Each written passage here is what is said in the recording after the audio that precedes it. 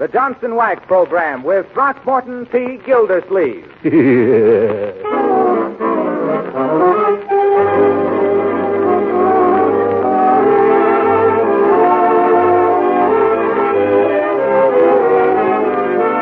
Makers of Johnson's Car New and the whole family of Johnson Protect the Surface products present for your enjoyment The Great Gildersleeve, written by Len Levinson. Your new summer radio show brought to you each Tuesday night at this time.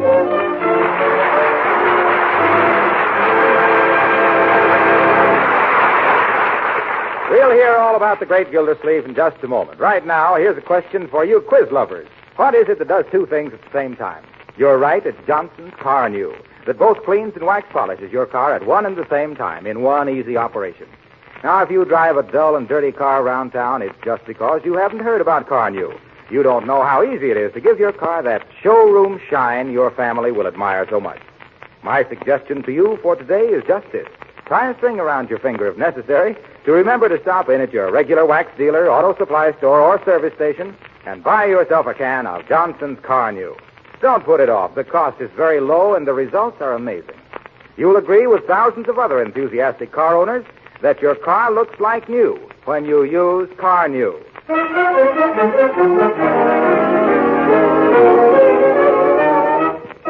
And now for the adventures of the Great Gildersleeve.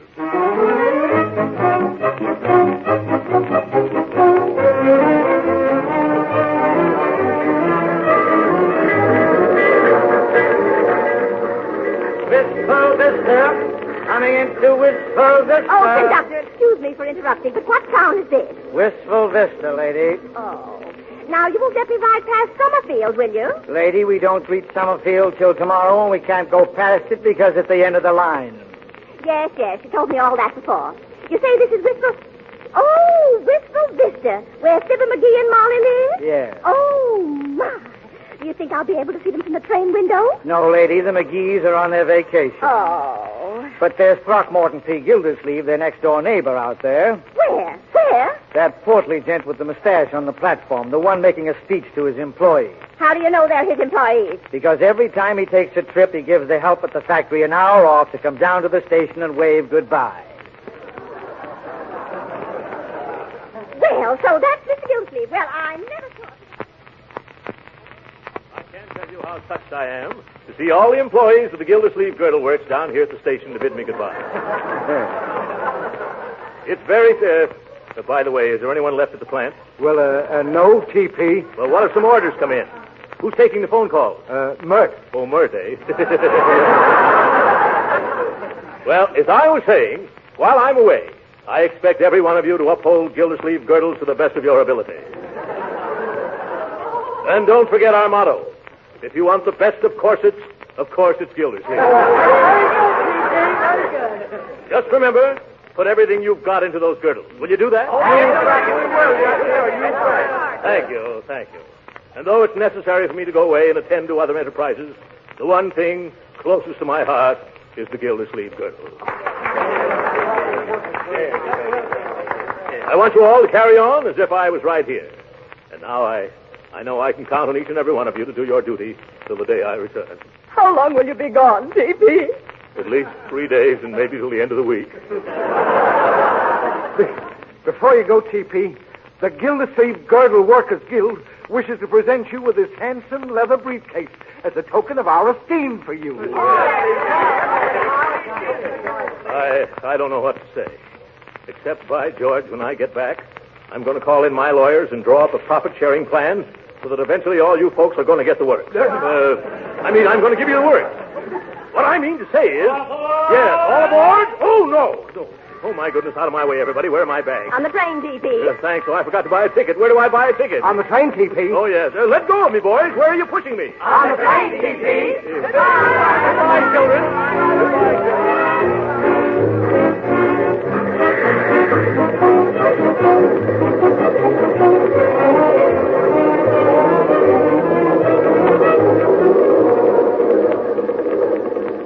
Here's your ticket, Mr. Gildersleeve. Sorry I haven't any berths left. Couldn't you squeeze me in somewhere? I'll try, though it'll probably be a tight squeeze.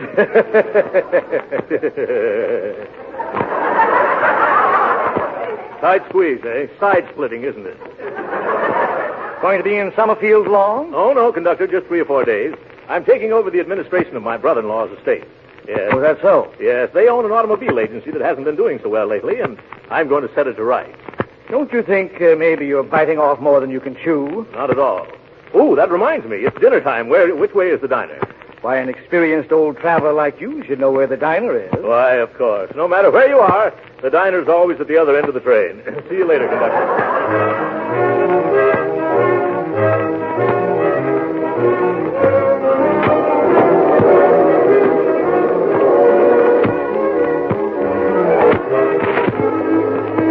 Pretty crowded in here. I smiled. Is it all right, Ansible?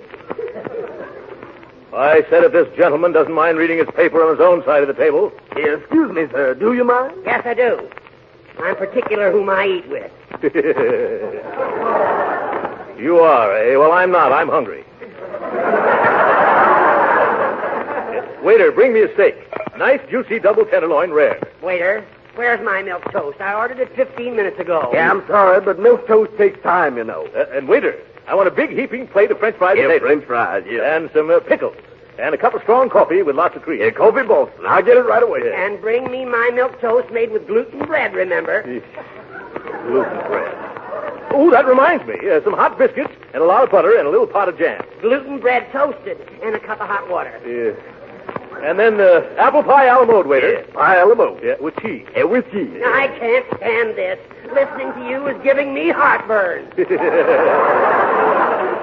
It is.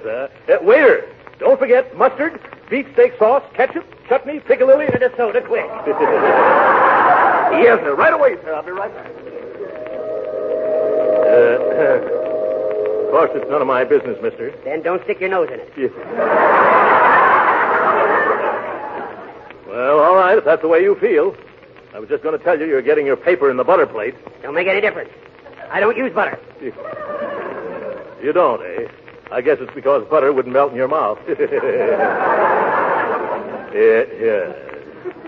But what I was going to say was... Never mind. Okay, I won't say it then. But that butter from your paper's all over your sleeve now. I don't care. What? Oh, of all the messes. Water won't take it out. It only spreads the grease. You see, what did I tell you? I'll thank you to mind your own business. Well, that's fine. Thanks for telling you on what side your sleeve is buttered. You leave my sleeve out of this. Well, leave your sleeve out of the butter, then. Furthermore, what's the idea of jumping down my throat? What do you expect addressing a perfect stranger? You're far from perfect, stranger. From now on, I'm going to make a career out of ignoring you. That suits me fine. Oh, that's my foot you stepped on, you big buffalo. Excuse me, I always put on the brakes when we go downhill. I ever heard of them. Ah, here comes my food. That's pretty snappy service, waiter. Yes, sir. Well, where's my milk toast? Yeah, I'm sorry, sir, but the chef, he's all out of glutton bread, sir. Yeah. He wants to know would pumpernickel do just as well. No, pumpernickel wouldn't do just as well. What's the idea of keeping me waiting all this time while you serve this lump of lard the minute he sits down? Oh, no, look here, mister. I don't want to look here. I'm sick of the sight of you. Oh, The idea. An overstuffed ox like you. Guttling and gobbling and gorging yourself like an ostrich. I got a bad case of indigestion already just from looking at you. Why, you dyspeptic little dodo. Just because you're mean to your stomach and your stomach talks back to you, you bellyache. Excuse the expression. You can't stand the sight of a healthy man sitting down to a hearty meal. You're not suffering from indigestion. You're just green with Epicurean envy. I won't sit here. Yeah, mister. What? You bicarbonate of soda. Oh, take it away. Take it away. I need something stronger than that now. I got the pills right here in my briefcase. Just a second there. What are you doing with my briefcase? Your briefcase? This is mine. It is not. My employees gave it to me just this afternoon. Here, give it to me. Take your fat paws off of my briefcase before I... Before you what, you dried up little crab apple? And now, wait a minute, gentlemen. Please. Let go of my briefcase. I will not. It's mine. If you don't let go of this briefcase, I'm going to... Oh, wait, Matt. Did you see anything of my briefcase? I left it. Oh, there it is. Thank you so much, gentlemen.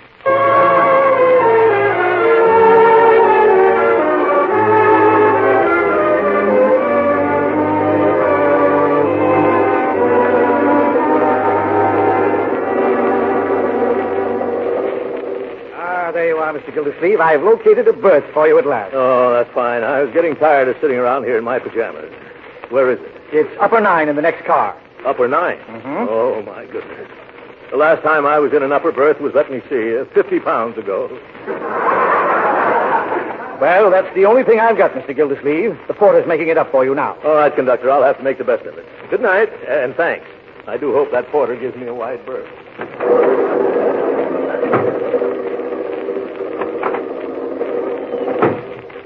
Oop. It's so dark in here.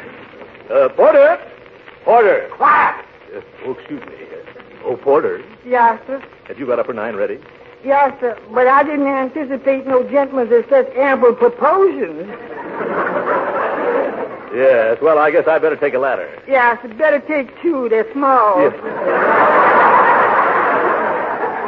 All right, come on. Here we are right up there. Say, that looks kind of high. You hold these ladders steady, Porter. Remember, if they tip, I won't. Yes, sir. Yes, sir. Now be careful, mister. Yeah. Train's coming to a sharp curve pretty soon. When? Then, hold on, mister. The ladder's sliding. I can't hold on. I'm coming down. Look out below. Oh, what hit me? Oh, my back. Here, mister, let me help you up. I don't want to get up. I want to sleep. Not you, mister. The man in the upper. He's now in the lower. I'm all right. I think I can make it now. Get off of my poor stomach. What? Who is it? Oh, it's you. What are you doing sneaking into my berth? I'm not sneaking in.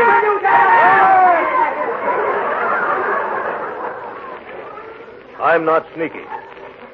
I'm trying to climb into bed. I'm your upstairs neighbor. Isn't that nice?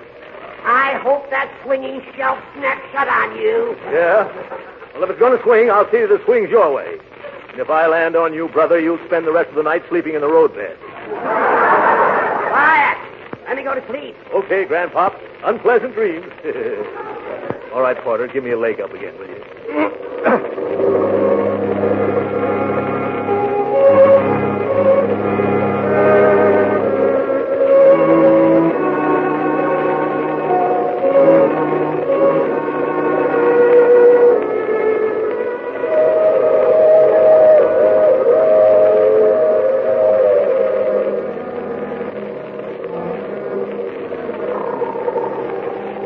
32,473.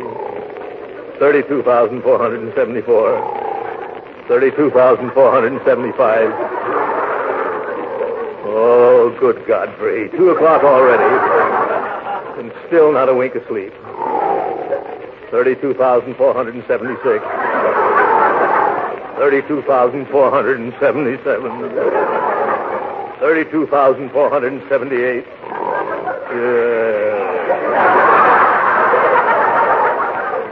What's the use? There was only some way of stopping that buzzsaw down there.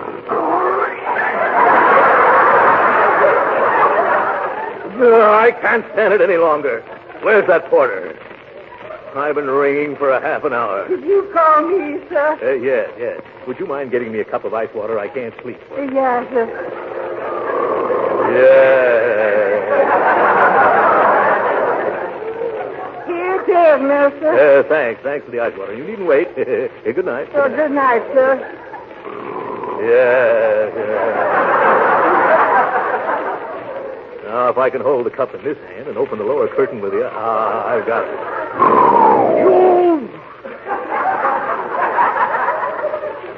Steady now, Gildersleeve. Ready. Aim. Oh, what was that? Porter! Yeah, what is it, sir? Shut this window. It's raining right in on my face. Quiet! Can a man get any rest around here?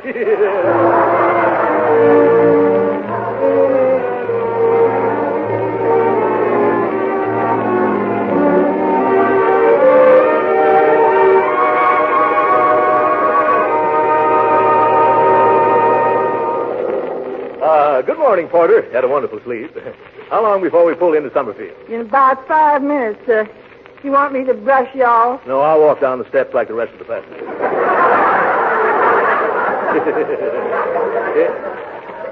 By the way, Porter, you've given me such good service. Here's an order for a Gildersleeve girdle for your wife. Oh, thank you, sir. I happen to be a spinster at the moment. Yes. But if it's all right with you, I'll put it in my hope chair. Yeah, that's perfectly all right, Porter. Well, hello there, Gildersleeve. Why, Harlow Wilcox. What are you doing on this train? Oh, starting on my vacation. You are, huh? Aren't you working this summer? No, I'm off till the fall. Well. The Johnson Wax people said car news sales are going so well, there's no reason for me to hang around. What do you mean? Well, for the past 39 weeks, I've told everybody all about Johnson's car news. I've described how easy it is to use and how effective it is in giving your buggy that new car finish. And as a result, folks don't need to be reminded all the time. They don't, huh? No, they'll remember to go to their dealers the minute they run out of car new, because they know that it not only cleans the finish of your car, but also protects it and makes it look like new. Isn't that so? Well, who am I to say no? So you see, I don't have a thing to worry about this summer. I'm just going to take it easy. Just as easy as it is to apply car new. By the way, where are you going, Throckmorton? Well, I'm going to visit my niece and nephew in Summerfield, Harlow. I haven't seen them for, 4 or 5 years. They've been away at school. Well, they must be pretty big now. Oh, yes. Evelyn's about 19 or 20, and Leroy is 12, I think. I ought to have a lot of fun with those kids. Yes, and vice versa, Throckmorton. Yes. Next stop, Summerfield. Summerfield. Hey, lady, wake up. Wake up. This is Summerfield.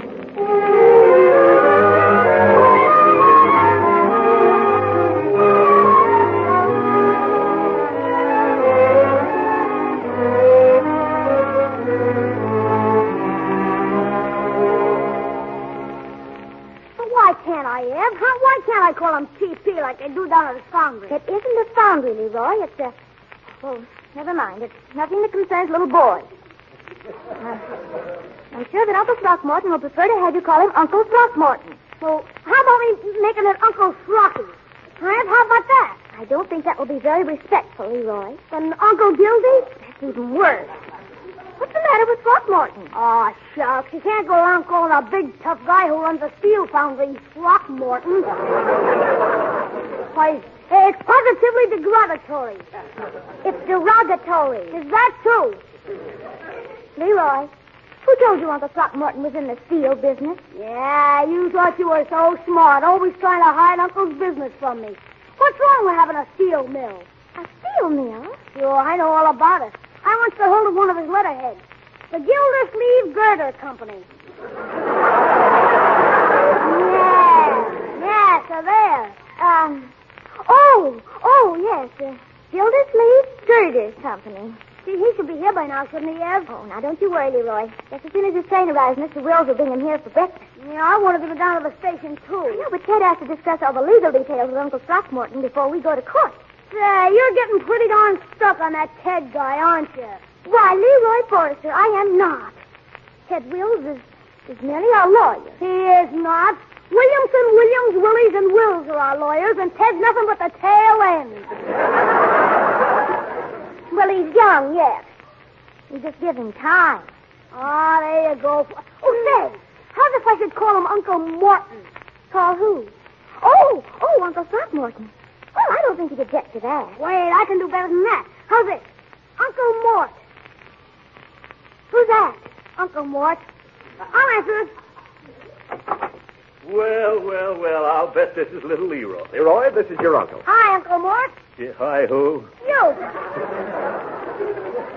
Uncle Mort. You don't mind if I call you Uncle Mort, do you, Uncle Mort? Not at all. Go right ahead. Uncle Mort, eh? I like that. And this is Evelyn, Mr. Gildersleeve. Evelyn, eh? Come here, my dear. My, how you've grown.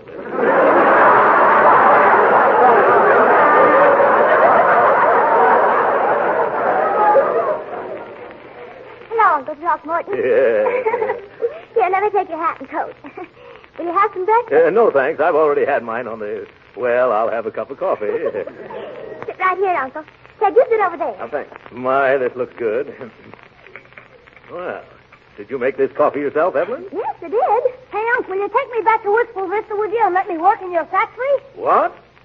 Well, I didn't think you'd be interested in that sort of thing. But, Leroy... Here I am, Uncle Mort. That must be some way out. I bet you make the supports for a lot of big projects there.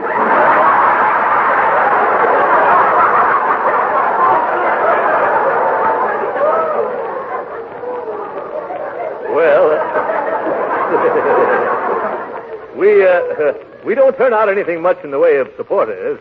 We sort of confine ourselves to foundations. Yeah, I'd like to go along sometime when you install some of those foundations. I don't handle this. What do you think I am? Please excuse Leroy, Uncle Mort. You see, he's been like that ever since he found out you owned the Gildersleeve Girder Company. What? The Gildersleeve? Oh, yeah. Yes, I see it all. It's a bright boy. Yeah. Gee, Unc, you don't know how swell it is for me to meet a real He-Man and a real He-Man business. Yes, it is? Sure. All I hear around this house is dresses and hats and hairdos and women's stuff. Oh. But it's going to be different with you around. Is it? Well, isn't it? Oh, yes, of course. Say, do you ever have to slug it out with any of them tough steel workers of yours? No, I never do. You don't, huh? Oh, well, of course. There have been times when I've had to put more snap into their work. Yeah, and once I was so angry, Leroy, that I picked up a badly made foundation and bounced it right off the foreman's head. You did? Yeah. Oh, boy, wait till I tell the kids at school about that. Now, Leroy, you let your uncle eat his breakfast. Have some toast, Uncle Mort? No, thanks. Speaking of toast reminds me of gluten toast. Yeah. And boy, does that remind me. That reminds me of an amusing incident on the train last night. You'll enjoy this, Leroy. When I went into the diner, the only unoccupied chair was at a table with a sour little crab who had his newspaper spread out. Heard that little rat yell when the ice water hit him in the face. Well, if you've finished now, Mr. Gildersleeve, it's time to leave for court. Yes, I'm through, Ted. It was a fine breakfast, Evelyn. You're going to make some lucky man a wonderful cook. Hey, Ted. Oh, Uncle Mort. Come on, kid. Let's trot over to the courthouse. This won't take long. Once the judge sees who he's dealing with, I'll be appointed administrator faster than you can say habeas corpus.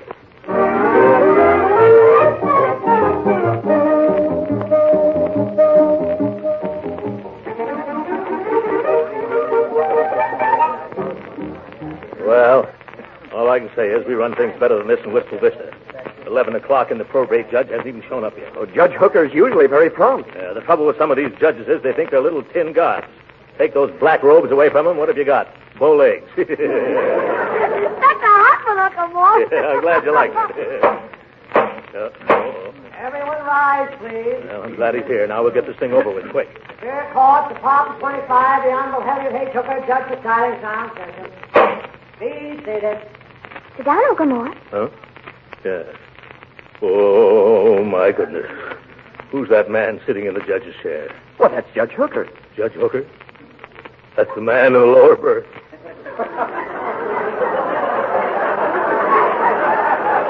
Alias? That's him, all right. Petition of Throckmorton T. Gildersleeve for appointment as administrator of the state of A. Park, sir. Well, that's us. Come on, Mr. Gildersleeve. I'm not feeling very well, Ted. Couldn't we postpone this over to another judge? Oh, come on, Uncle Mort. Remember what you said. This guy'll be a pushover. Pushover, yeah. Now, come on. Step up. Don't dawdle. I haven't got all day. Make a snappy, folks. The judge is pretty short-tempered this morning. He didn't get any sleep last night. Oh, good Godfrey. Your Honor, with your permission, I'll put Mr. Gildersleeve on the stand and examine his qualifications for this position. Go ahead, Mr. Wills. Swear in the witness stand. You solemnly swear to tell the truth, the whole truth, nothing but the truth, help you? I do. Well, do you or don't you? Speak up. I do. That voice is very familiar. Oh. Turn around, Mr. Oh, so it's you. Yes. Yes. Hello, Judge. How are you this morning? I'm Witness will confine himself to the matter at hand. Mr. Wills? Yes, Your Honor. I'll examine this man's qualifications if you don't mind. Why don't, Your Honor? Yeah, but I do. Silence. Yes, sir. You're here to answer questions. Now then, Gildersleeve, if your name really is Gildersleeve, what do you do for a living? I make girdles, Your Honor. Order in the court. Order in the court. And you, Gildersleeve. Gildersleeve. One more attempt at cheap humor. I'll judge you in contempt. But it's true, Your Honor. I'm president of the Gildersleeve Girdle Company. Oh, Uncle Mort, tell him the truth. Yep. He doesn't make girdles, Judge. What does he do? Steel foundations. I bet he would, too.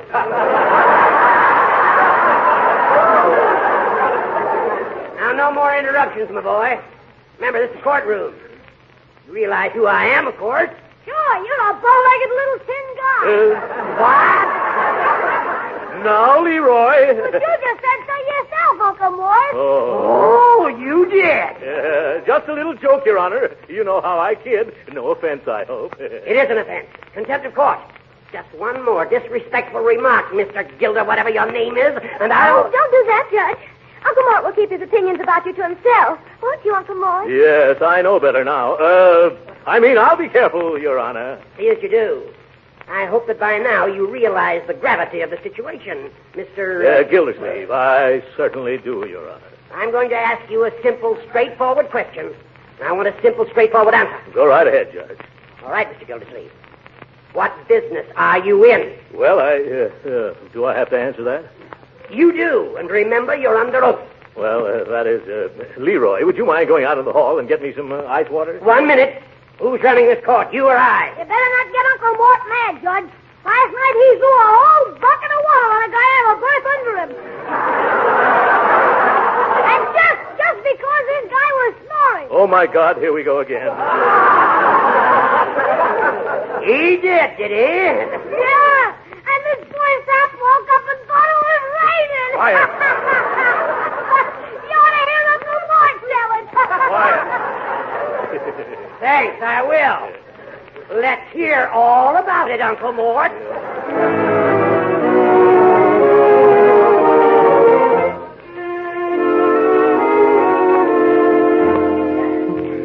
But, Judge Hooker, it's after 5 o'clock. Yeah. This poor man's been on the witness stand all day. All right. And One more question, and I'll hand down my decision.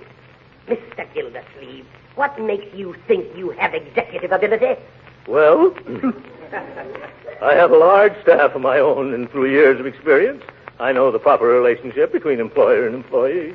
You bet, Your Honor. And if they don't do what Uncle Mort says, he just bops them over the skull with a steel girder. Now, wait a minute, Leroy. But, Uncle Mort, I'm just repeating everything you say. Yes, and everything I've said is being used against me. I can't go on. Your Honor, Yes, Mr. Wills? our firm has checked and double-checked Mr. Gildersleeve's references. We're satisfied as to his qualifications. We therefore petition you to name him as the new administrator of the Forrester estate. Uh-huh. Mr. Wills, I have great respect for you and your associates.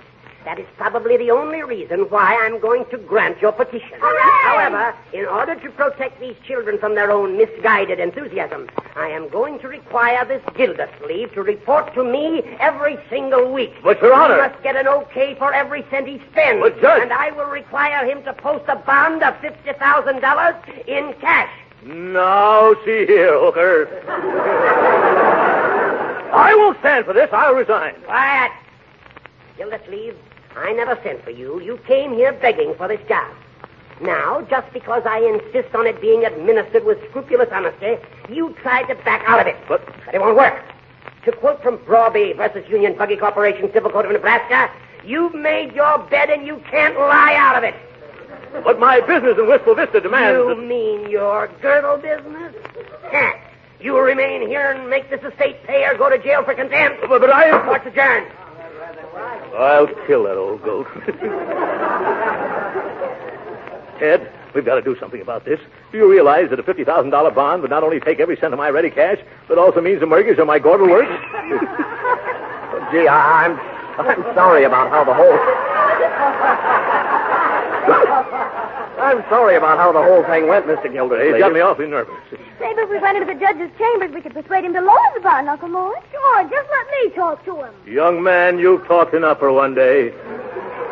How about it, Ted? Well, it won't hurt to try. Come on. Yes. Come in. Excuse me, Judge Hooker. You remember me, don't you? I thought perhaps maybe we could possibly get that little cash bond reduced. I don't see why I should waste any Well, more time. I've been thinking, Your Honor, if you spoke to somebody who'd known me for a long time, they might convince you that I'm not such a bad fella. Oh, that would be fine, Uncle Mort. Who could the judge talk to? Well, the president of the Wistful Vista Chamber of Commerce, Evelyn. He's my next-door neighbor, too. A fellow named Fibber McGee. We can call him long distance.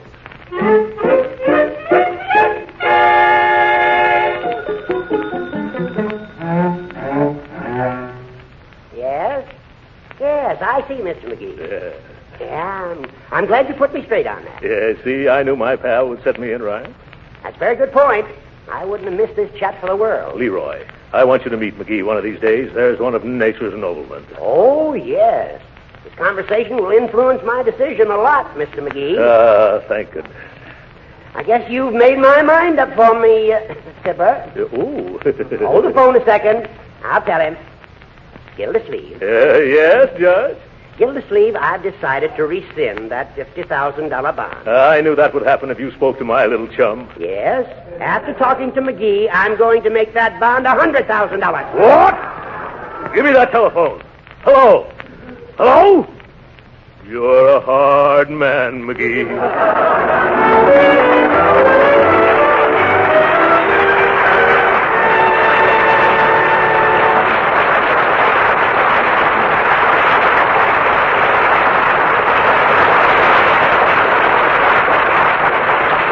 The great Gildersleeve will be back in just a moment. You know, one thing that's welcome any time is a new product or a new idea that will save work. That's just as true in the home as it is in industry. Look how successful Johnson's self-polishing glow coat is, because it has saved housewives millions of hours of work in taking care of their floors. And just as much of a work saver for you men is Johnson's sensational new auto polish, Car New. Car New does two jobs at once, both cleans and wax polishes your car in one easy operation. Formerly, to do these jobs cost real money or several hours of hard work. Now, with Johnson's Car New, many car owners tell us they do both jobs in an hour. Imagine cleaning and wax polishing your car in 1 hour. Oh, if your car is very dirty, it may take you a little more, but you'll still say Car New is a miracle worker. As a matter of fact, thousands of the country's leading service stations are now using Car New for polishing customers' cars. There's only one way to find out how easy Car New is to use, what a beautiful showroom shine it gives your car. Try it yourself. Get a can tomorrow from your regular wax dealer, auto supply store, or service station. Remember, your car looks like new when you use Car New.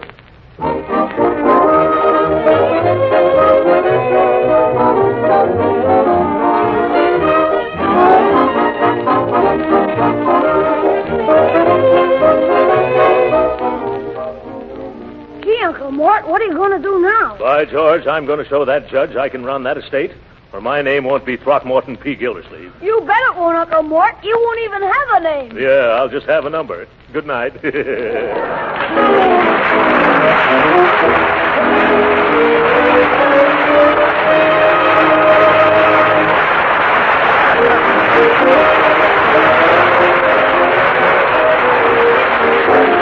is Harlow Wilcox, speaking for the makers of Johnson's Wax Finishes for the home and for industry, inviting you to be with us next Tuesday night to hear the further adventures of the great Gildersleeve. Good night. This is the National Broadcasting Company.